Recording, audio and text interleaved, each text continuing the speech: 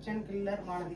இன்னைக்கு வந்து நம்ம ஒரு குலோப்ஜாம் பண்ண போகிறோம். தீபாவளி எப்போ வாங்கினோமா உடனே செஞ்சால் ஆகாது. அதனால ஒரே ஒரு பாக்கெட் வச்சுருக்கேன். குலோப்ஜாமுக்கு சீனி, ஏலக்காய், நெய், இதில் சிம்மில் எண்ணெயும் போட்டுருவோம். அப்போ நம்ம உருட்டிட்டு இருக்கிறதுக்குள்ள இதுவும் ரெடி ஆகிடும். குலோப்ஜாம் மாவை ரொம்ப அழுத்தி பிசையக்கூடாது. லைட்டாக நம்ம தண்ணியை தெளித்து மெதுவாக பிசையணும்.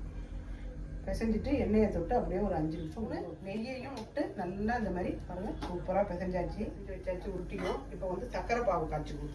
இதில் நான் வந்து ஒரு 400 கிராம் சர்க்கரை எடுத்திருக்கேன். ரொம்ப இனிப்பு வேண்டான்னு அந்த எடுத்த கப்பாலேயே 1 கப்பு 1.5 கப்பு அளவுக்கு தண்ணி ஊற்றிக்கலாம்.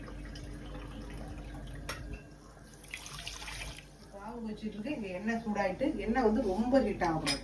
மீடியமான ஹீட்டில் இந்த பாருங்க ஊற்றியாச்சு. அப்படி போட்டுடலாம். நம்மளோட குலோப்ஜாம் சூப்பராக ரெடி ஆகிடுச்சு.